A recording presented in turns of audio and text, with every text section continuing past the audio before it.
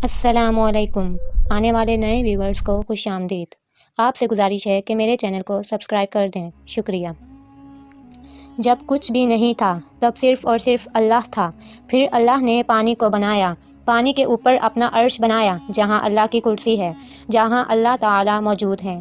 उसके बाद अल्लाह ने कलम को बनाया और कहा लिखो। कलम ने पूछा क्या लिखूं? अल्लाह ताला ने कहा क़यामत तक जो भी होने वाला है सब कुछ लिख दो। तो अल्लाह के हुक्म से कलम ने हर चीज़ लिख दी।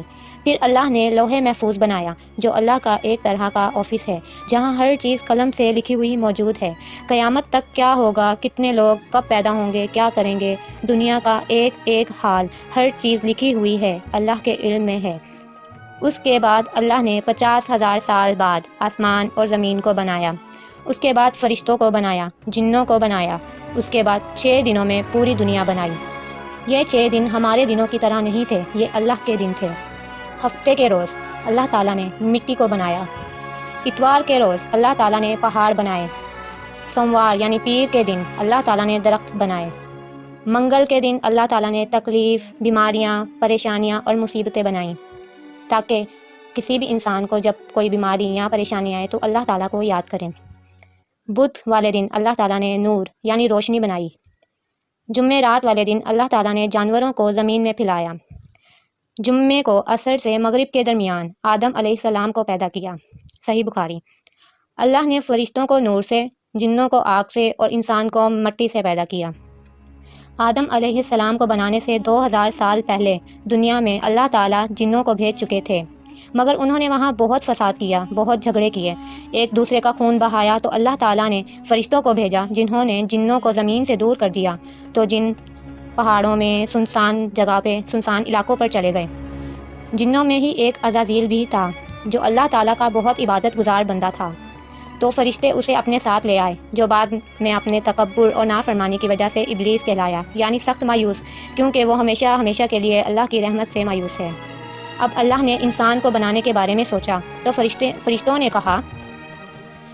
फ़रिश्तों को कहा कि मैं ज़मीन में खलीफा बनाने वाला हूँ। खलीफा यानी वो जिनकी एक जनरेशन के बाद जनरेशन आए। अल्लाह ने जिन्नों और इंसान को सिर्फ अपनी अपनी इबादत के लिए पैदा किया था कि वो दुनिया में जाकर अल्लाह का इम्तहान दें, इबादत करें। फ़रिश्ते जिन्नों का हाल देख चुके थे।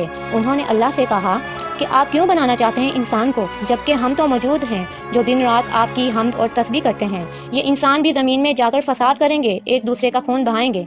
अल्लाह ताला ने जवाब दिया जो मैं जानता हूँ वो तुम नहीं जानते, यानी अल्लाह ताला उन्हें क्यों बना रहे हैं ये अल्लाह को पता था। अल्लाह ताला ने ज़मीन से मिट्टी मंगवाई तो पूरी दुनिया से फ़रिश्ते थोड़ी थोड़ी मिट्टी लाए, थोड़ी काली, थोड़ी लाल, थोड़ी ब्राउन, इसलिए इंसान की शक्ल हर तरह की है। सूखी मिट्टी को तुराब कहा जाता है। उसे भिगोया गया तो वो तीन बन गई, फिर उसमें से लेस उठना शुरू हो गया। ऐसी मिट्टी को सलसाल कहा जाता है। अब अल्लाह ताला ने अपने हाथों से आदम अलैहिस्सलाम का स्टैचू यानी मुजस्मा बनाया और 40 दिनों के लिए छोड़ दिया। किसी रिवायत में 40 साल आता है, अल्लाहु आलम। वो मिट्टी सूखी तो ब्लैक हो गई, उसमें से बदबू आने लगी। ऐसी मिट्टी को मसनून कहा जाता है। फिर वो बजने वाली मिट्टी की तरह हो गई जिसको ठोकने से आवाज़ आती है। ऐसी मिट्टी को फ़खार कहा जाता है। कुरान में जब जब इंसान की क्रिएशन का जिक्र आता है तो अल्लाह ताला कहते हैं हमने तुम्हें मिट्टी से बनाया, तो ये अलग अलग मिट्टी के नाम आते हैं कि ऐसी मिट्टी से बनाया, देखो तुम क्या चीज़ थे। जब आदम अलैहिस्सलाम को बनाया तो वो 60 फीट लंबे थे। जब उनका स्टैचू यानी मुजस्मा बनाकर अल्लाह ताला ने छोड़ दिया तो इब्लीस उनके आसपास चक्कर लगाता, उनके ठोकर मारता और सोचता कि इन्हें ज़रूर किसी ख़ास मकसद के लिए बनाया जा रहा है। कहता अगर मुझे इस पर मुसल्लत कर दिया गया तो यकीनन मैं इसे मुसीबत में डाल दूँगा, और अगर इसको मुझ पर मुसल्लत कर दिया गया तो मैं इसकी नाफरमानी करूँगा। फ़रिश्तों ने सोचा ये जो भी मखलूक अल्लाह ताला बना रहे हैं ये इल्म में हमसे ज़्यादा नहीं हो सकती, ना ही हमसे ज़्यादा इज़्ज़त वाली। अल्लाह ताला तो सबके दिलों का हाल जानते हैं। अल्लाह ताला ने हुक्म दिया कि जैसे ही मैं आदम अलैहिस्सलाम में रूह फूंकूं तुम सब सजदा करना। ये सजदा ताज़ीम था। इस सजदे का हुक्म अल्लाह ताला ने इसलिए दिया कि सबको पता चल जाए कि जो ये नया क्रिएशन है इसका स्टेटस फ़रिश्तों जिन्नों से ऊपर होगा। अल्लाह ताला ने रूह फूंकने से पहले ही आदम अलैहिस्सलाम को दुनिया का पूरा इल्म दे दिया। हर चीज़ का नाम सिखा दिया, जैसे ये दरख्त है, ये पहाड़ है, ये सितारे हैं, ये बर्ड है, उनकी खसूसियात, उनकी इस्तेमाल भी सिखा दिए। اللہ تعالیٰ نے حضرت آدم علیہ السلام کو مکمل علم دیا۔ جیسے ہی ان میں روح پھونکی تو سارے فرشتوں نے سجدہ کیا سوائے ابلیس نے۔ اس نے اللہ تعالیٰ کی نافرمانی کی اور سجدے سے انکار کر دیا۔ جب روح پھونکی تو روح سر میں داخل ہوئی تو آدم علیہ السلام کو چھینک آئی تو فرشتوں نے کہا کہ آپ کہیے الحمدللہ، یعنی تمام تعریف اور شکر اللہ ہی کے لیے ہے۔ اس پر اللہ تعالیٰ نے فرمایا رحمک ربک، تجھ پر تیرے رب کی رحمت ہو۔ اب روح آنکھوں میں داخل ہوئی تو آدم علیہ السلام جنت کے پھل دیکھنے لگے، چاروں طرف دیکھنے لگے۔ جب روح پیٹ میں گئی تو انہیں بھوک محسوس ہوئی۔ جب پیروں میں روح گئی تو انہوں نے چلنے کی کوشش کی۔ اس پر اللہ تعالیٰ نے قرآن میں فرمایا انسان جلد باز ہے۔ پھر اللہ تعالیٰ نے ان کی پیٹھ پر ہاتھ پھیرا تو قیامت تک جتنے بھی انسان پیدا ہونے والے ہیں سب کی روحیں نکل آئیں۔ اللہ نے سب سے کہا کہ کیا میں تمہارا رب نہیں؟ سب نے کہا کہ آپ ہمارے رب ہیں۔ سب نے صرف ایک اللہ کی عبادت کا وعدہ کیا، اسے وعدہ الاست کہا جاتا ہے۔ ابھی عالم ارواح میں سب کی روحیں موجود ہیں جو قیامت تک پیدا ہوں گی۔ آدم علیہ السلام کو پیدا کر کے ان سے کہا کہ جا کر فرشتوں کو سلام کرو۔ انہوں نے فرشتوں سے السلام علیکم یعنی سلامتی ہو آپ سب پر کہا۔ اس کے بدلے میں فرشتوں نے کہا وعلیکم السلام ورحمۃ اللہ، یعنی آپ پر بھی سلامتی ہو اور اللہ کی رحمت ہو۔ اس پر اللہ تعالیٰ نے آدم علیہ السلام سے کہا یہ تمہاری اولاد کو ایک دوسرے کے لیے تحفہ اور ہدیہ ہے۔ اب اللہ نے فرشتوں کے سامنے دنیا کی کچھ چیزیں پیش کی اور ان کے نام پوچھے۔ فرشتے نہیں جانتے تھے۔ انہوں نے کہا اے اللہ ہمیں علم نہیں، ہمیں تو صرف اتنا ہی پتہ ہے جتنا علم آپ نے ہمیں دیا۔ پھر انہی چیزوں کے نام آدم علیہ السلام سے پوچھے تو انہوں نے سب کے نام بتا دیے۔ اس پر اللہ تعالیٰ نے فرمایا کیا میں نے نہیں کہا تھا کہ مجھے زمین اور آسمان کی ہر چیز کا علم ہے؟ جو تم ظاہر کرتے ہو اور جو تم چھپاتے ہو اسے بھی میں جانتا ہوں۔ اللہ تعالیٰ کو پتہ تھا کہ فرشتے آدم علیہ السلام کے بارے میں کیا سوچ رہے تھے۔ آدم علیہ السلام کو جنت کا لباس پہنایا گیا اور جنت میں رہنے کو کہا گیا۔ وہ جنت میں رہنے لگے۔ ادھر ابلیس، جب اللہ نے سب کو آدم علیہ السلام کو سجدے کا حکم دیا تو ابلیس نے سجدہ نہیں کیا۔ ابلیس ایک نیک اور بزرگ جن تھا، اس نے کبھی اللہ کی نافرمانی نہیں کی تھی، بہت عبادت گزار تھا، اس لیے بلند مرتبے پر آ کر فرشتوں میں شامل تھا۔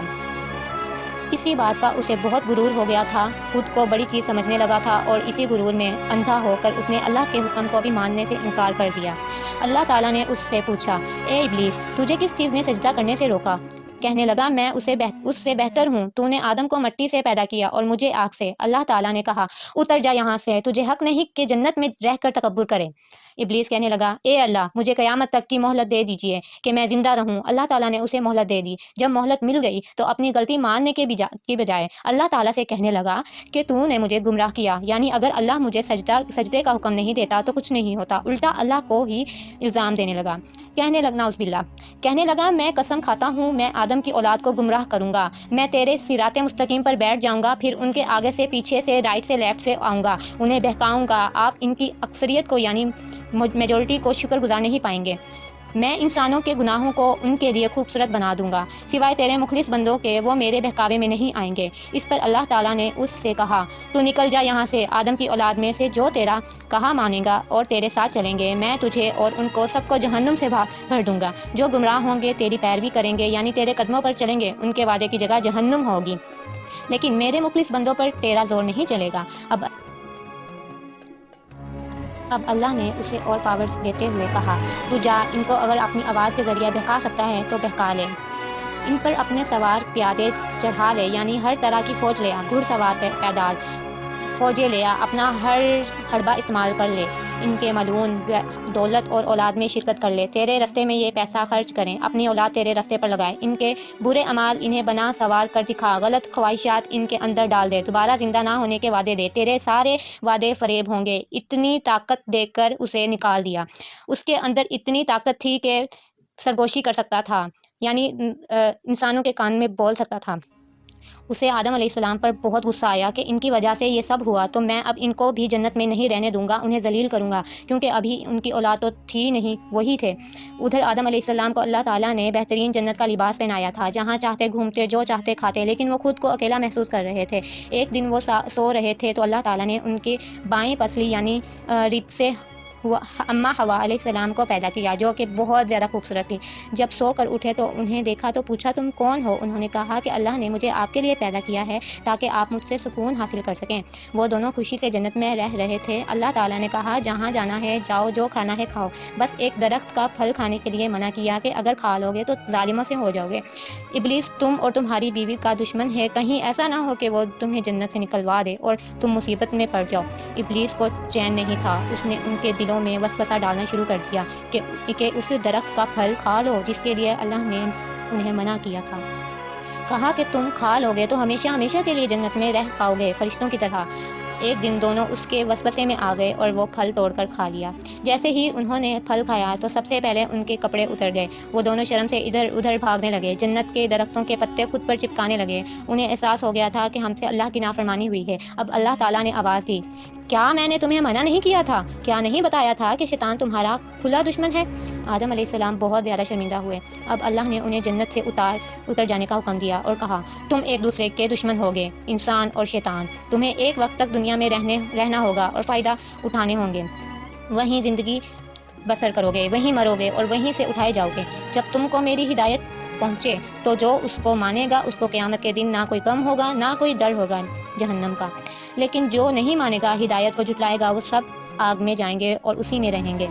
کہا جاتا ہے کہ آدم علیہ السلام کو ہند میں اور حوا علیہ السلام کو جدہ میں اتارا۔ اللہ عالم، اس کی الگ الگ روایات ملتی ہیں۔ وہ بہت شرمندہ تھے، اپنی غلطی پر توبہ کی تو اللہ نے انہیں کچھ کلمات سکھائے جس کو انہوں نے جب پڑھا تو اللہ نے انہیں معاف کر دیا اور عرفات کے میدان میں وہ ملے۔ یہ روایت بھی شور نہیں، اللہ عالم۔ پھر دنیا شروع ہوئی۔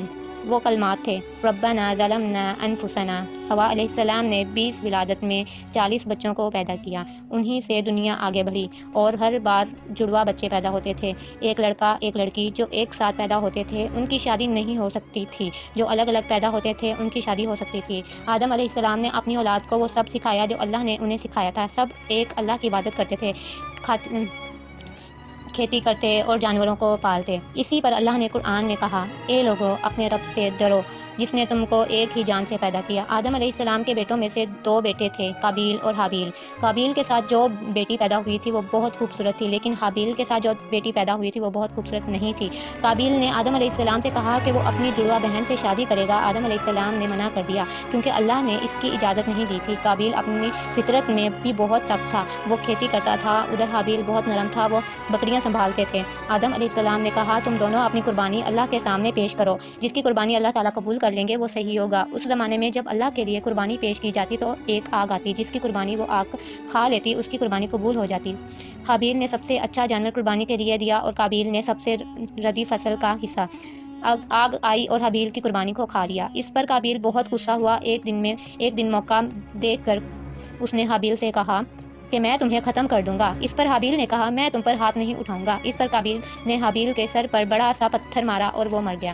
اب قابیل کو سمجھ نہیں آیا کہ حابیل کی لاش کا کیا کرے، کیونکہ ابھی تک کوئی مرا ہی نہیں تھا۔ اللہ تعالیٰ نے جو 2 کووں کو بھیجا، انہوں نے بھی ایسا ہی لڑائی کی اور ایک نے دوسرے کو مار ڈالا۔ پھر پہلے نے گڑھا کھودا اور اسے دفنا دیا۔ اسے قابیل نے بھی ایسا ہی کیا اور جس سے شادی کرنا چاہتا تھا اسے لے کر آدم علیہ السلام سے بہت دور نکل گیا اور بس گیا۔ آدم علیہ السلام کے ساتھ جتنے لوگ تھے جو شیطان کے بہکاوے میں آتے گئے وہ قابیل سے ملتے گئے۔ آدم علیہ السلام کو جب حابیل کے قتل کے بارے میں پتہ چلا تو بہت تکلیف ہوئی۔ اللہ تعالیٰ نے شیث علیہ السلام کو ان کے بعد نبی بنایا جو ان کے ہی بیٹے تھے۔ آدم علیہ السلام نے شیث علیہ السلام کو سارا علم سکھایا۔ اللہ نے 104 صحیفے اتارے، اس میں سے 50 شیث علیہ السلام کو دیے۔ جب آدم علیہ السلام 960 سال کے ہو گئے تھے تو بچوں سے کہا مجھے جنت کے پھل کھانے کی خواہش ہو رہی ہے۔ سارے بچے ادھر ادھر پھیل گئے۔ پھل ڈھونڈنے کے لیے راستے میں ان کو موت کے فرشتے ملے جو انسانی شکل میں تھے۔ انہوں نے کہا کہ واپس جاؤ، ان کی موت کا وقت قریب ہے۔ آدم علیہ السلام نے اپنے 40 سال داؤد علیہ السلام کو دے دیے تھے، ورنہ ان کی عمر 1000 تھی۔ فرشتوں نے روح قبض کی، غسل دیا، خوشبو لگائی اور دفنایا۔ ان کی موت کا ایک سال بعد ہی حوا علیہ السلام کا بھی انتقال ہو گیا۔